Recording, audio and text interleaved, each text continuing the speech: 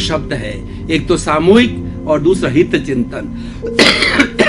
सामूहिक का अर्थ होता है कलेक्टिवली, सबका साथ, सबका मिला करके, सबके लिए, उसको सामूहिक कहते हैं। और दूसरा हित चिंतन, लोगों का कल्याण हो, लोगों का भला हो और लोगों का विकास हो, उसको हित चिंतन कहते हैं। सामूहिक, सामूहिक हम जितना जीवन जीते हैं वो सारा हमारा सामूहिक जीवन है।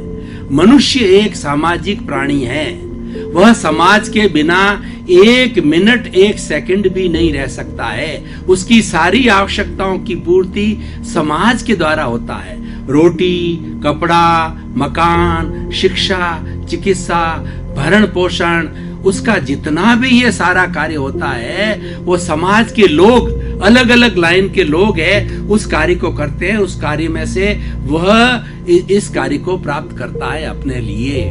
और मनुष्यों के समाज को, मनुष्यों के समूह को समाज कहा जाता है। पशुओं का भी समूह होता है, उसको समझ कहते हैं, केवल मात्रा का अंतर है। लेकिन वह समूह जो होता है वो बहुत बड़ा, कहना चाहिए एक्टिव कहिए या इन्फ्लुएंसिव कहिए, या बहुत बड़ा कार्य करने वाला नहीं होता है, क्योंकि उनकी सोच लिमिटेड होती है। उनके पास में एक होलिस्टिक माइंड नहीं है, एक क्रिएटिव माइंड नहीं है, एक इंटेलिजेंट माइंड नहीं, रीजनिंग माइंड नहीं है, वह केवल मनुष्य के पास में है। सामूहिक के लिए कहा जाता है सामूहिक भोज, सामूहिक क्लास, सामूहिक विवाह और सामूहिक आदान प्रदान, ये सारे समूह में होने वाले को सामूहिक कहा जाता है।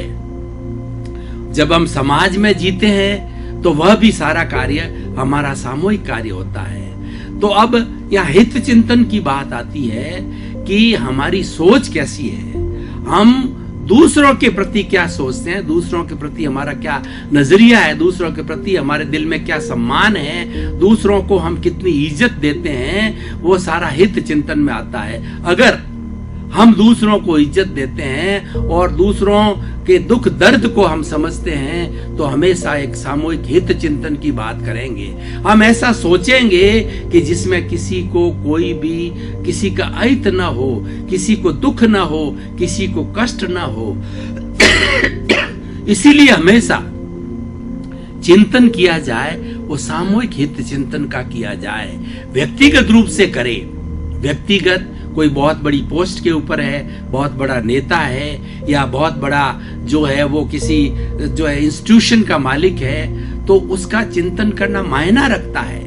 वह जो भी प्लानिंग करे वह लोगों के हित चिंतन की प्लानिंग करे।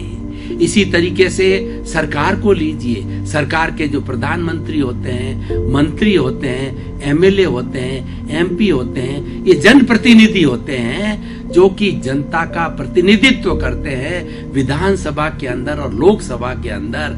तो उनको तो हमेशा सामूहिक हित चिंतन के लिए सोचना चाहिए, क्योंकि उनको जैसे कि एमएलए है लाखों वोटों से जीतता है या लाखों वोट, 7 से 8 लाख वोट दिए जाते हैं, यानी 8 लाख लोगों का प्रतिनिधित्व करता है। एमएलए होता है वो 1-1.5 लाख वोट का प्रतिनिधित्व करता है, इतने लोगों का प्रतिनिधित्व करता है। ये लोकतंत्र ऐसी व्यवस्था है कि लोकतंत्र के अंदर ये लोकतंत्र जनता के द्वारा, जनता के लिए और जनता से बनता है। और सबसे आज हमारे पूरे विश्व के 200 देशों के अंदर सबसे लोकप्रिय है वो लोकतंत्र है, प्रजातंत्र है, जिसके अंदर प्रजा की सुनाई होती है, प्रजा की आवाज जाती है और प्रजा को प्रभुत्व मिलता है और प्रजा की कोई भी बात सुनाई होती है, क्योंकि वो जनप्रतिनिधि वहां जाते हैं, उनके द्वारा चुने हुए लोग जाते हैं। उनका दायित्व बनता है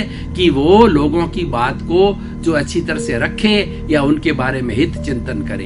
तो अब जैसे मैं एमएलए एमपी की बात कर रहा था, तो एमएलए और एमपी लोग होते हैं, मान लीजिए कोई योजना बना रहे हैं, सड़क की योजना बना रहे हैं, पुल की योजना बना रहे हैं, बिजली की योजना बना रहे हैं, पानी की योजना बना रहे हैं, तो उसके दिमाग के अंदर सामूहिक हित चिंतन होना चाहिए। कि ये जो पाइपलाइन जा रही है ज्यादा से ज्यादा लोगों को बेनिफिट देने वाली हो, बिजली की लाइन जा रही है वो ज्यादा से लोग उसके अंदर प्रभावित हो, बेनिफिटेड हो, और इसी तरह से रेलवे लाइन जा रही है, कोई भी चीज जो सरकारी चीज जा रही है उसके अंदर ज्यादा से ज्यादा लोगों को बेनिफिट मिले, ऐसा हित चिंतन करना चाहिए। उसको उसके अंदर उस समय के अंदर उसको अपना स्वार्थ, भाई भतीजावाद, या हमारा किसी ने वोट दिया है या न दिया है, वोट देना और लेना ये तो बात जीतने तक सीमित है। जब कोई एमएलए, एमपी, सरपंच या वार्ड पंच या पार्षद जब जीत जाता है तो उसकी दोनों आंख के अंदर चश्मा एक सा रहना चाहिए। प्रियता अप्रियता की बात नहीं आनी चाहिए कि इसने मेरा वोट दिया इसलिए प्रिय है मेरा, और इसने वोट नहीं दिया मैं अप्रिय है, वो बात नहीं होनी चाहिए। वो बात मात्र वोट लेने तक होते हैं, और उसके बाद में वो सबका प्रतिनिधि हो जाता है, चाहे उसकी पार्टी के लोग हो या न हो, उसका प्रतिनिधित्व करता है।